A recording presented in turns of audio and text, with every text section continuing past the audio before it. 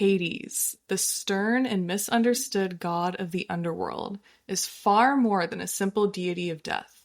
He's the complex ruler of the realm where souls find their final judgment, wielding power over the hidden riches of the earth and maintaining the delicate balance between life and the afterlife. Follow us through the history of Hades. Hello, everybody. Hello. It's Alyssa. And Heather. This feels weird because we did have an episode last week, but we didn't record last week. Yeah. So it feels like it's been a while, but it really hasn't for you guys, I guess. But for us, it has. Yeah, that's true. Right? I didn't even realize that. Yeah, it's weird.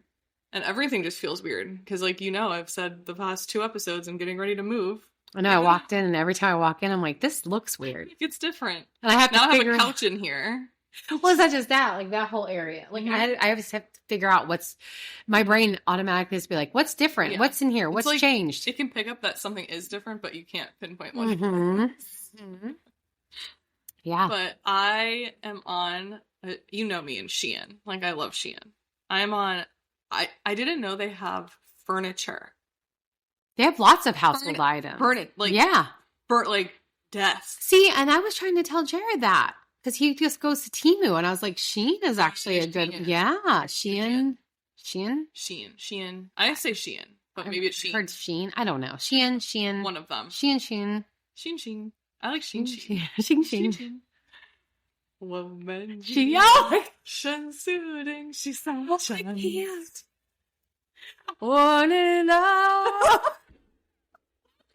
think you guys can tell what side of TikTok we're on.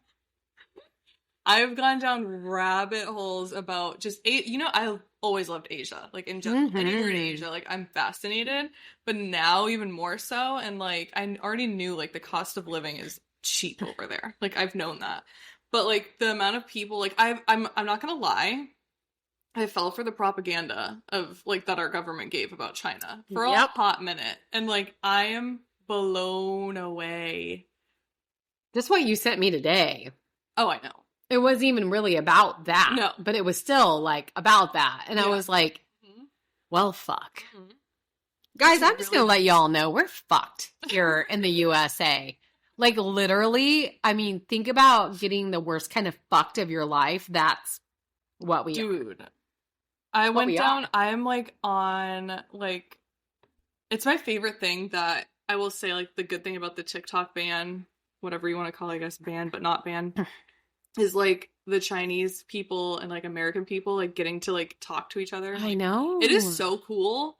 And, like, getting to see how they live, and, like, they're showing off all their homes and their apartments, and, like... so nice. Dude, and this was in Japan, though. In Japan, there's a guy, and, like, it's not amazing looking, but it's, like, so many people were like, that's, like, an $1,000 to, like, $1,500 a month apartment in New York.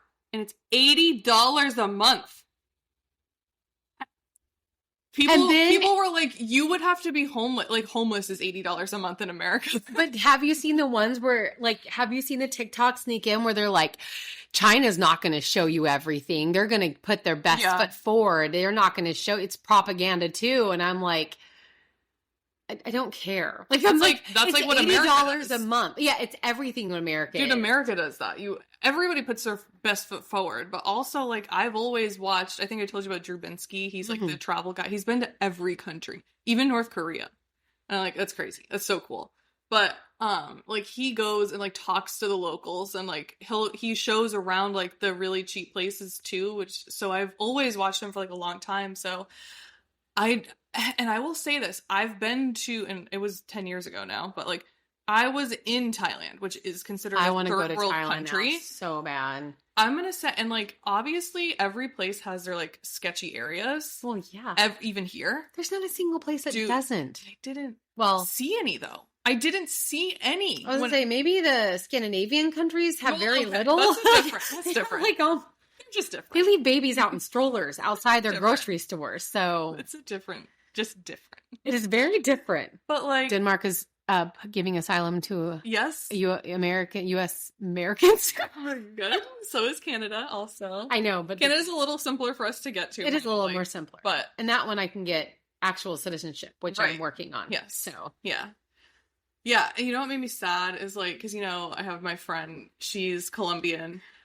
She was born here. Her mom is from Colombia, her dad's from here.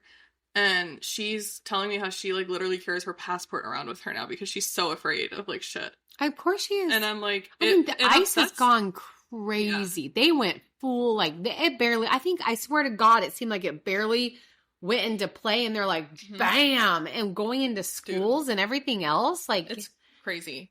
And, what was I gonna say? Oh, because she wants to try, she could get dual citizenship in Colombia, but she's like, I don't know if I want to because, like, you know, there's issues going on between America and Colombia also. So she's like, I don't know. I think we just need to take, like, I think that's one thing that the videos really are pinpointing, and I think it's important that we need to take these American rose-colored glasses off, that 100%. that America is somehow better Yeah. than the other countries, when in truth it's not. It's just what we've been fed our 100%. whole entire life. And, like, the fact that what that guy said is that they're, like, basically putting how bad everything is on us, the people. Yeah. So the rich people are just going to be just fine.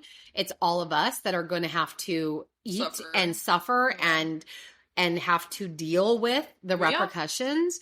But we just have this ridiculous notion that, like, America is the best. America is the free America, like, because that's what has been fed to us.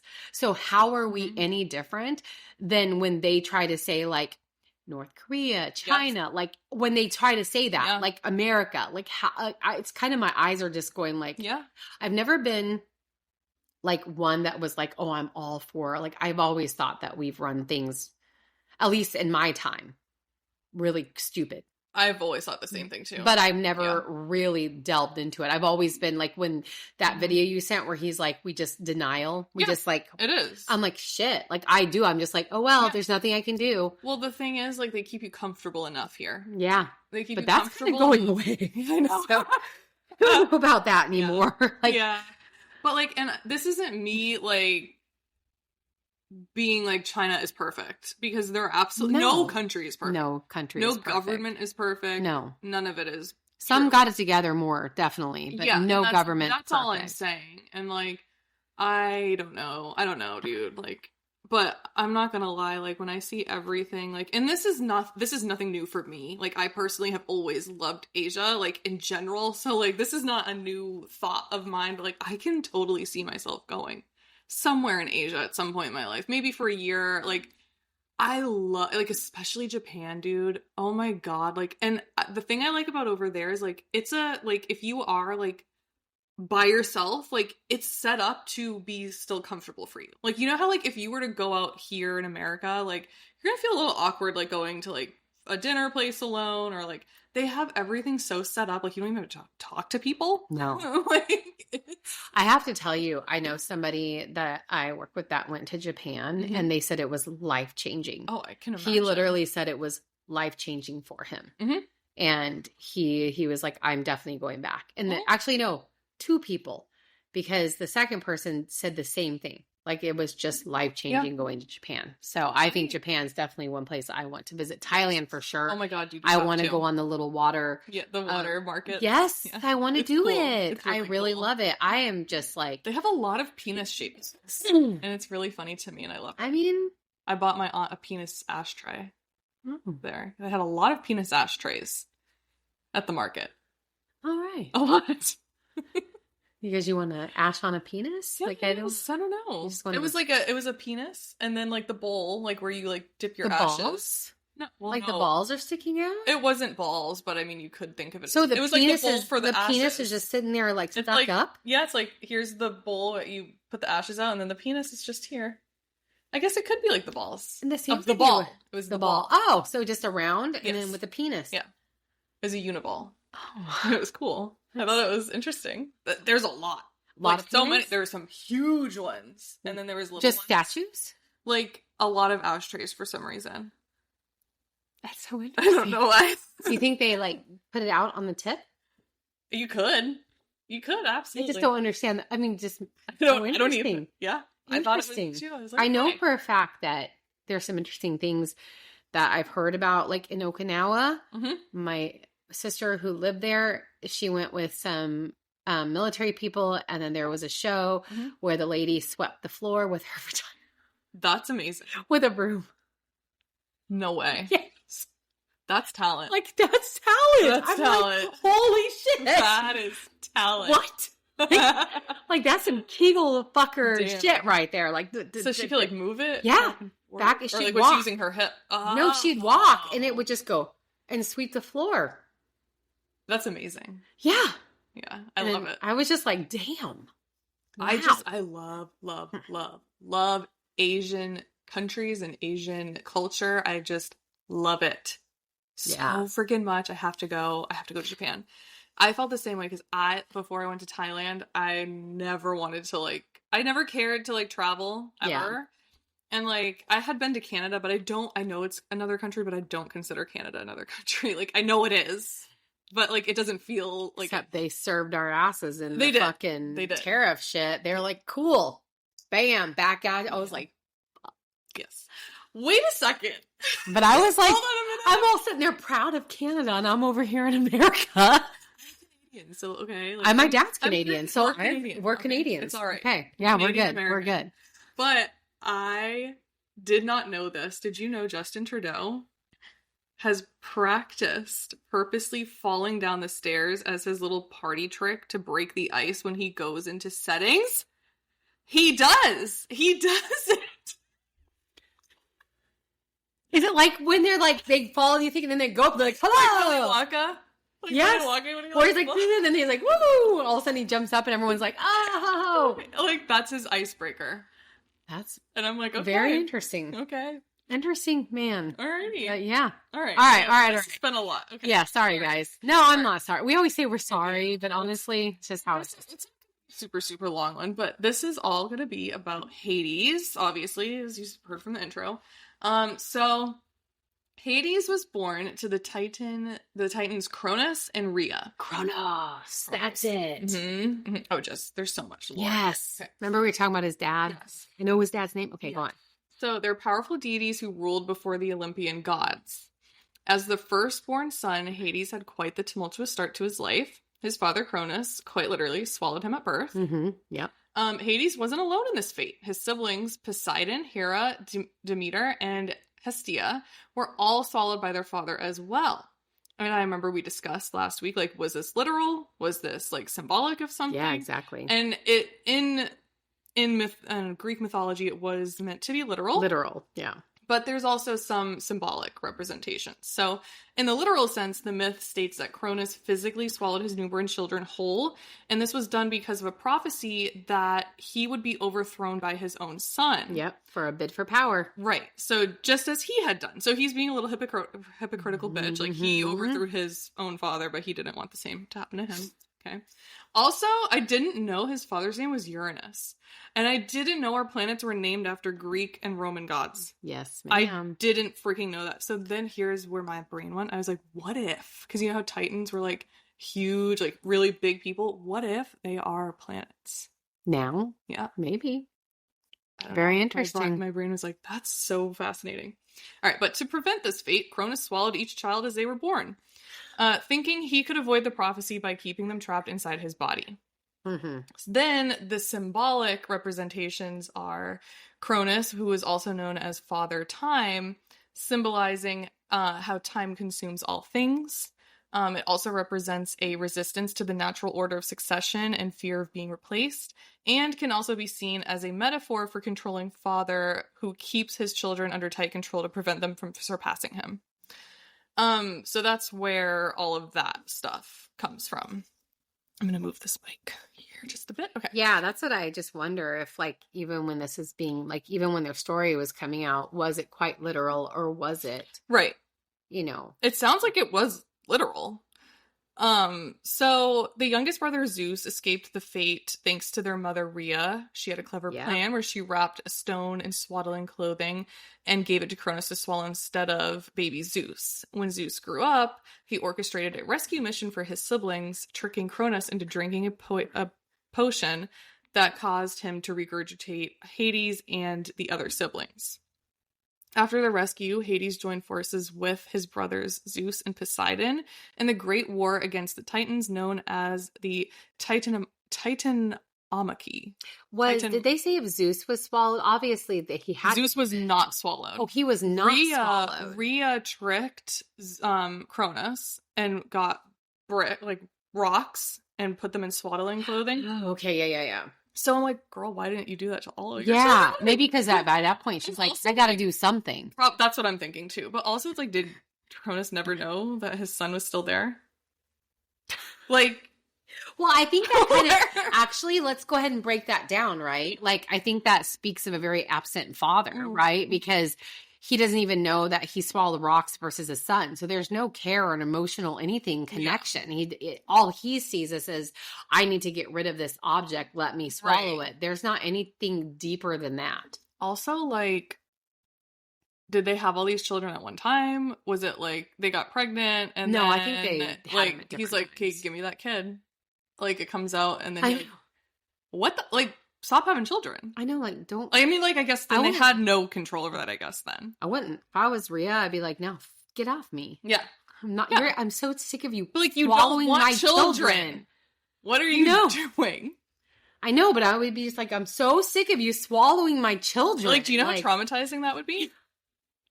Not only is it, like, grueling to be pregnant and go through a 9-month pregnancy and then have your freaking stupid-ass husband swallow your kids. But then they live inside you? Like, that's forever? Yeah. Like, he can regurgitate them?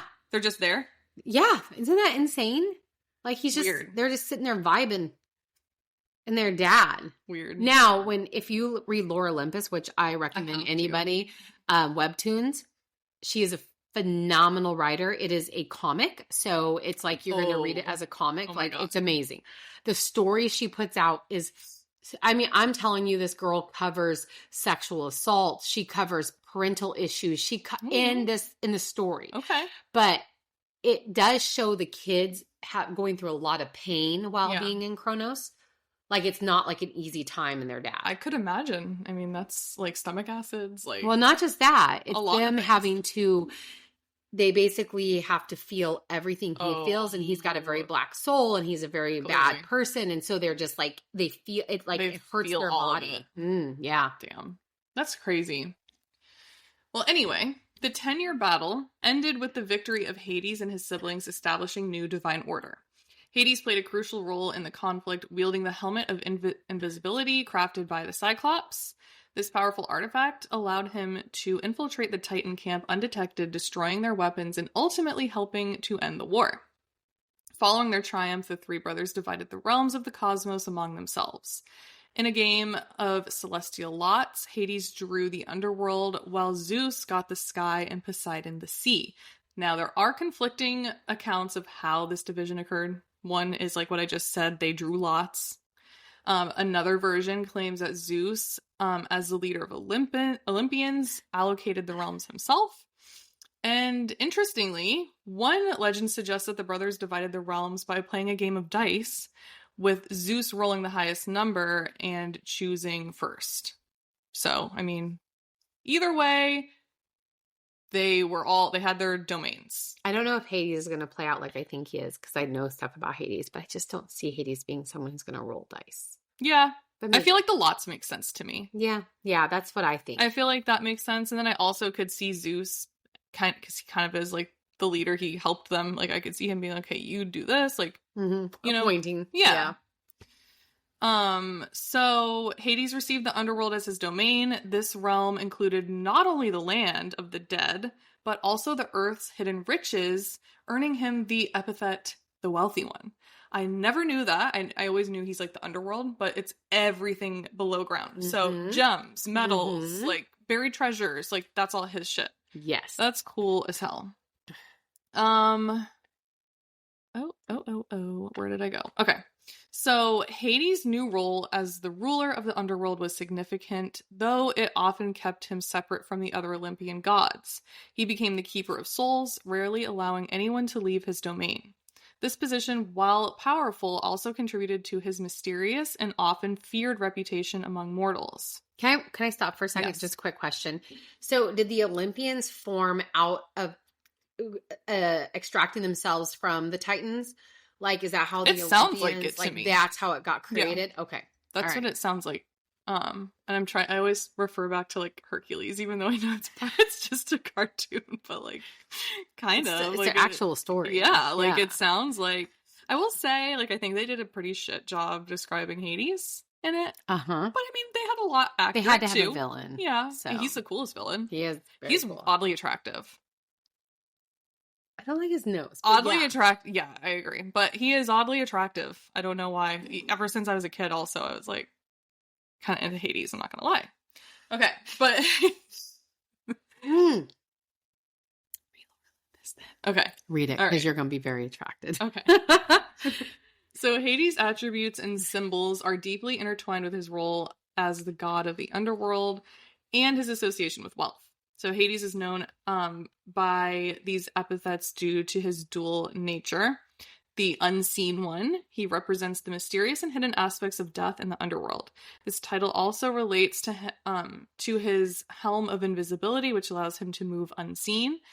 And as the wealthy one, or the Pluton, Hades was associated with the riches found beneath the earth.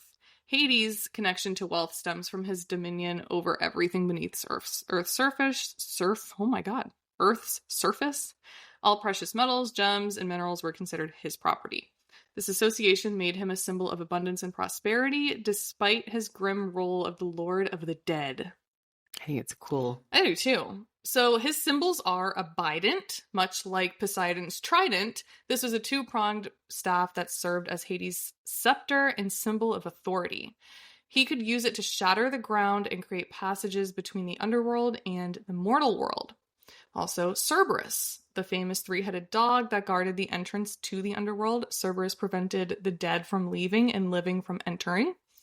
The Helm of Invisibility, a gift from the Cyclops. This helm rendered its wearer invisible. It symbolizes the unseen nature of death and Hades' ability to move undetected.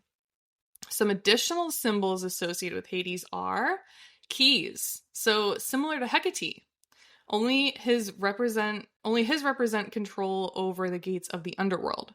A cornucopia, which is the horn of plenty, symbolizing the wealth and abundance he controls. A cypress, which is a tree sacred to Hades, and black rams and serpents, animals associated with Hades and the underworld. These symbols or attributes collectively represent Hades' complex nature as both the stern ruler of the dead and the source of earthly riches. As Lord of the Underworld, Hades governed the realm of the dead. He was reasonable for maintaining order and ensuring the souls remained in their designated areas. His domain included the Elysian Fields, which is a paradise for heroic and virtuous souls, the Asphodel Meadows, which was a neutral area for ordinary souls, and the Tartarus, a place for punishment for the wicked. He was often referred to as Zeus of the dead due to his role of supreme ruler of the underworld. While Hades didn't directly judge souls, he oversaw judgment processes. The three judges, Minos, Rhadamanthus, and Iacchus. Is that how you say it? I don't know. Iacchus. Determined the fate of each soul. Hades ensures their judgment was carried out. Hades rarely left his realm, making his abduction of Persephone a significant event. This abduction was one of the few times he directly interacted with the world above. The myth of Persephone's abduction is central to Greek mythology, explaining the changing of the seasons and connecting the Eleusinian mysteries with the Olympian pantheon. Now, I didn't go too much into depth about the abduction because I know you're going to cover Persephone. I have her next. But just a brief overview is he abducted Persephone while she was gathering flowers, taking her to the underworld to be his wife. Zeus permitted this, as Demeter, her mother, would not have allowed it willingly. To keep Persephone in the underworld, Hades tricked her into eating pomegranate seeds, which bound her to returning part of the year. This compromise results in Persephone spending part of the year in the underworld as Hades' wife, and the rest with her mother Demeter, explaining the changing cycles. Now, I will say, if you remember, a little bit ago when I just read off all of his siblings, Demeter, Persephone's mother, Hades' wife, so he married his cousin? You know about Zeus and Hera? Who is that? Wait. Remember you said Hera? Oh my God. I completely like did not know that they just married. I mean, it makes sense. It does. It kind of makes sense, honestly. Especially when you're a god or a goddess and you have a lack of their, they weren't going to ever be with a mortal. No. So it makes sense, But... Like, I'm sure it's similar to like the like kings and queens. Like, don't they keep everything in the family? Yeah. So I'm sure it was probably They similar. definitely try to keep it where it was they would let it go only to first cousin when you got to like the Tudor era. Yeah. Like they didn't do siblings, but they would definitely do first cousins. Like no problem. Like we gotta keep this money in the family. Yeah. Can't have anybody else having anything to do with it. Yeah. They had like 1 degree of separation, essentially. Like, this should be okay. Yeah. The odds are in our favor, I guess.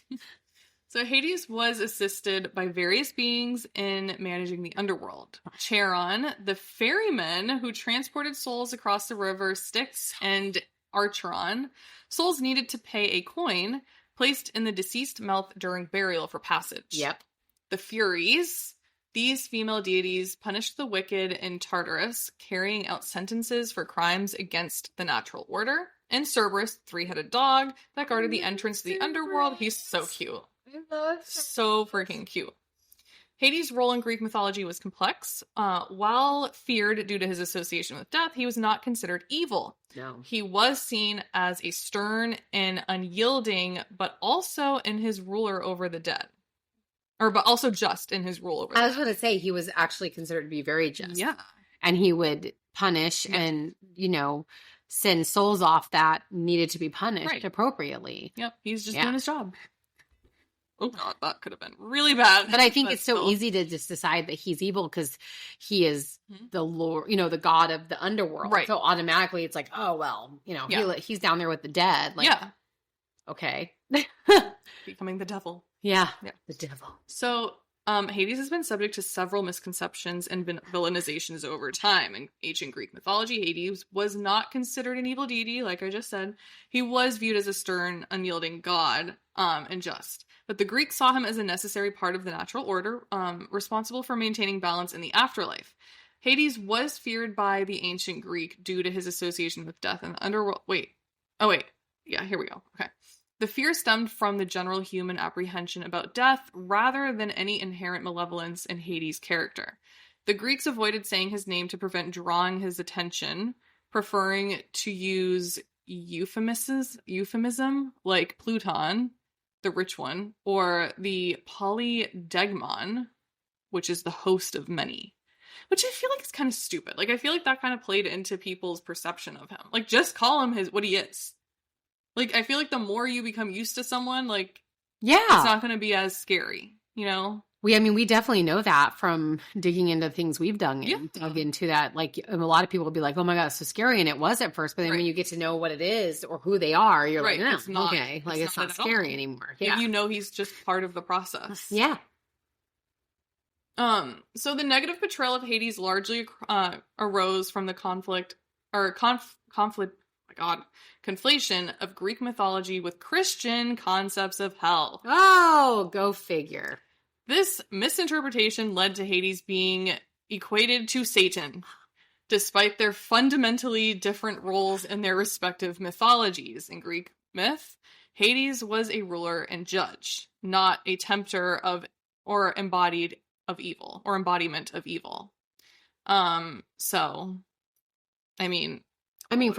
I think that honestly, if you want to look at it deeply in the Christian mythology, yes, please. Satan's very misunderstood as well, because I personally think that God is the fierce, like, God, like, you worship me or you go to hell. Seriously. And I feel like Satan was like, hey, I'm not going to follow you anymore.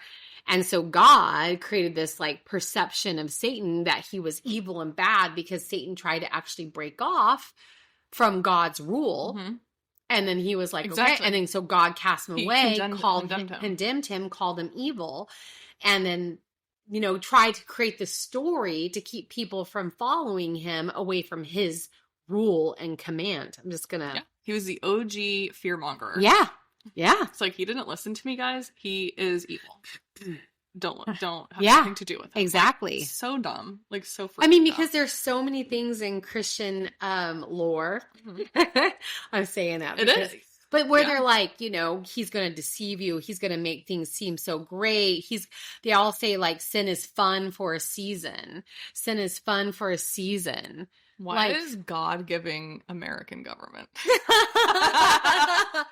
I mean, because it was created. It's like, I'm the best. It was created I'm by the best. rulers and people that wanted to keep control. It's also interesting, though, how similar, like, God and Zeus are. Like, you know, obviously it stemmed a lot from Greek mythology, and then Hades and Satan. You know, like, a lot, you know, like, literally. underworld, like, you know, so much of it is so similar. It's, like, kind of insane.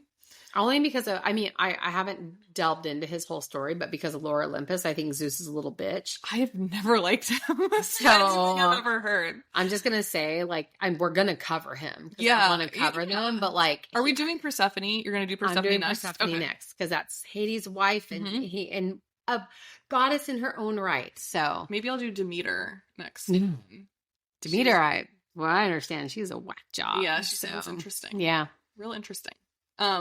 So modern interpretations often swing between two extremes, either portraying Hades as an evil figure akin to Satan or romanticizing him as a misunderstood benevolent god. Both of these portrayals oversimplify his complex nature in Greek mythology, and I agree with that. I do think he's misunderstood, but obviously he's not. I think he's misunderstood in the fact that he's not evil, but I think he's also a god, and so his emotions only can go so far in what he is feeling. Yeah. Like, he definitely became obsessed with Persephone. Like, I know that. Like, he's definitely giving a what's it called, Scorpio. Yeah, He gives Scorpio. I can hard. see that all the way because he definitely was like this god who was like, not really feeling attached to anyone, and then he glimpses Persephone, which I'll go over, and then it was like, as a Scorpio Venus, I can confirm you become fixated. Yeah, he got fixated to the point where he kidnapped. So I get it. He definitely got fixated. I understand. Yeah, sure. Absolutely sure. So the name Hades became so closely associated with the underworld that it often referred to the realm itself rather than just the ruler. This linguistic evolution reflects the god's powerful influence on Greek concepts of the afterlife. Even today, the term Hades is sometimes used colloquially. I felt so smart saying that word. Colloquially. I'm probably not saying it right. To describe the underworld or a hellish place. Now, let's talk about how Hades is viewed and worked with today in modern witchcraft and pagan practices.